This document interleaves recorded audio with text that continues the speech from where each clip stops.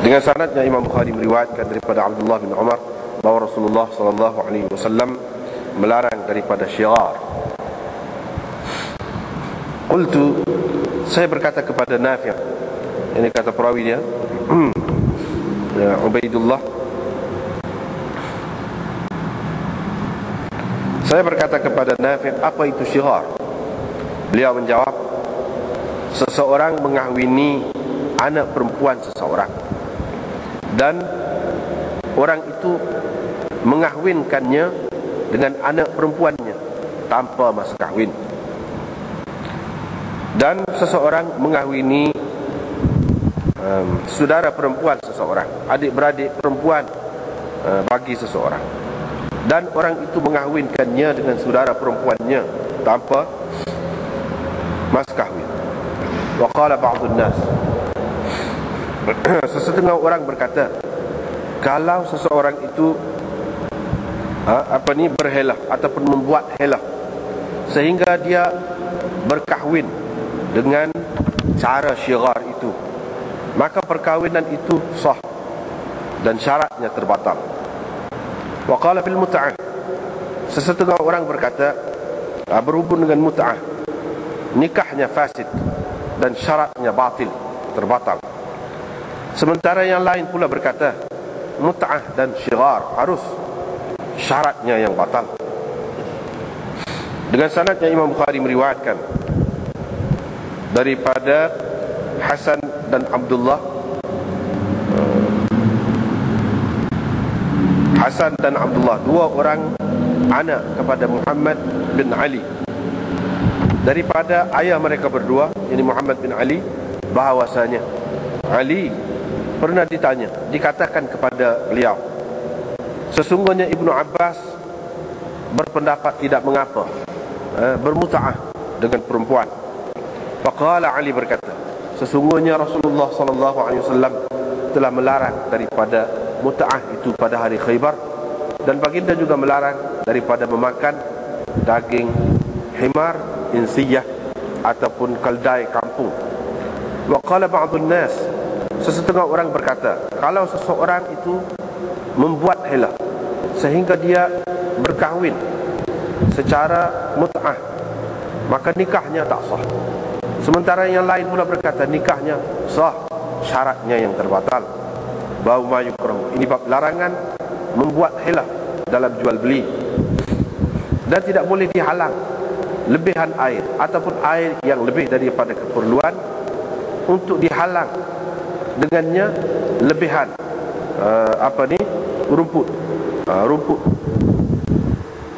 Dengan sanadnya Imam Malik meriwayatkan daripada Abi Hurairah bahawa Rasulullah sallallahu alaihi wasallam bersabda, tidak boleh dihalang orang mendapatkan lebihan air ataupun air yang lebih daripada keperluan untuk dihalang lebihan rumput, untuk dihalang dia daripada mendapatkan lebihan rumput. Bau ma yukrahu minat tanajush, ini bab larangan daripada melakukan tanajush. Diriwayatkan daripada Ibnu Umar bahawa Rasulullah sallallahu alaihi wasallam telah melarang daripada najsh. Najsh yakni pura-pura menaikkan harga sesuatu barang itu, bukan dengan maksud membeli tetapi dengan maksud mengecoh. Ini bab larangan daripada melakukan penipuan dalam jual beli.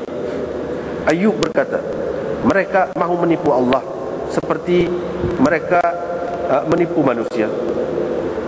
Kalaulah mereka melakukan perkara itu secara nyata, secara terbuka, tentu lebih senang untuk saya terima, lebih senang kepada saya.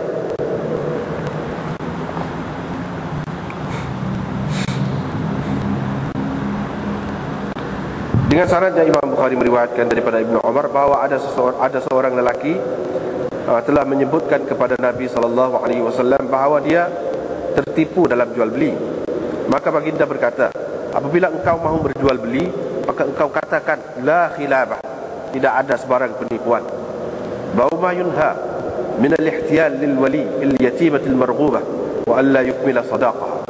Ini bab larangan membuat helah, larangan penjaga anak yatim membuat hilah untuk mengahwini anak yatim di bawah jagaannya yang disenangi ataupun yang dia berkenan kepadanya.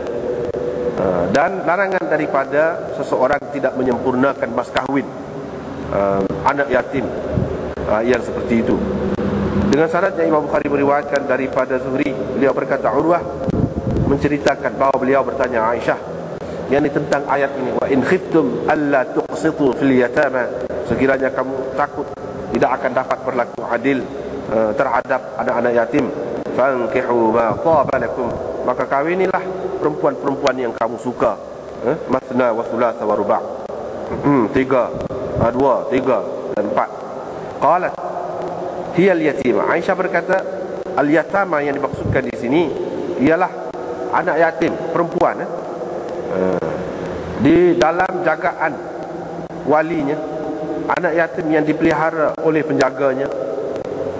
Setelah itu dia berkenan kepada anak yatim yang dipeliharanya itu kerana cantiknya dan kerana harta bendanya dan kerana kecantikannya. Dia mahu mengahwininya dengan mas kahwin yang paling rendah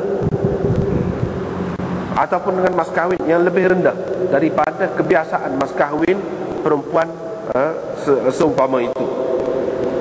Maka mereka dilarang daripada mengahwini anak-anak yatim sekiranya mereka tidak berlaku adil kepada mereka dalam menyempurnakan mas kahwin. Kemudian orang ramai bertanya Rasulullah sallallahu alaihi wasallam selepas itu. Maka Allah menurunkan ayat wa yastaftunaka fin nisa, mereka akan bertanya engkau tentang perempuan-perempuan. Fa dzakara al-hadis, maka perawi menyebutkan hadis seterusnya sampai akhir.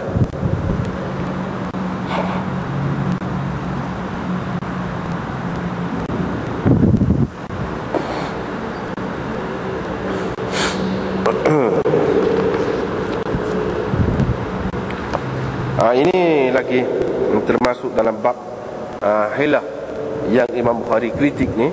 Ulama-ulama yang sezaman dengan dia ataupun yang sebelumnya yang telah menggunakan hilah. Ini lagilah sambungan kepada hak dulu. Bab tak ada tajuk ni sama ada sebagai pasal kepada bab sebelumnya atau bab ini ada kaitan juga dengan bab sebelumnya.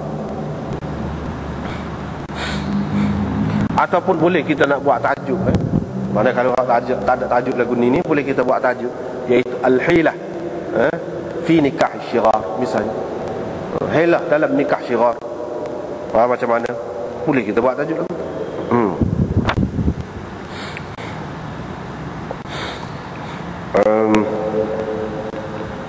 Imam Bukhari pun buat marilah hadis Abdullah bin Umar bahawa Rasulullah sallallahu alaihi wasallam melarang daripada nikah syighar. Nikah syighar. Nikah syighar ini seperti mana yang disebutkan dalam hadis itu. Perawi sendiri menjelaskan makna dia. Syighar ni begini-begini. Seorang tu menikah dengan anak seseorang dengan perjanjian dia akan mengahwinkan anak dia dengan orang itu. Kita katakanlah kita nak menikah dengan anak dia dengan syarat perjanjian, kita akan bagi anak kita kepada dia. Kalau dia beri anak dia kepada kita, nikah ke kita, kita akan beri anak kita ke dia. Begitu. Artinya pertukaran itu sendiri menjadi mas kahwin. Tidak ada mas kahwin yang lain. Itu yang dikatakan bi ghairi sadaq, tanpa mas kahwin. Bi ghairi sadaq, tanpa mas kahwin. Ataupun kita berkata kepada dia, kita kata kalau dia bersetuju untuk bagi adik dia kepada kita, kahwin dengan kita, maka kita bersetuju nak mengahwinkan adik kita dengan dia. Itu pun syighar juga.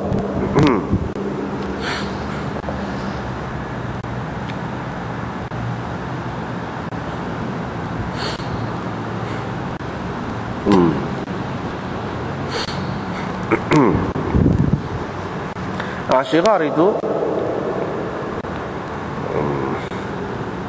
itulah nikah syighar yang dimaksudkan dalam hadis ini.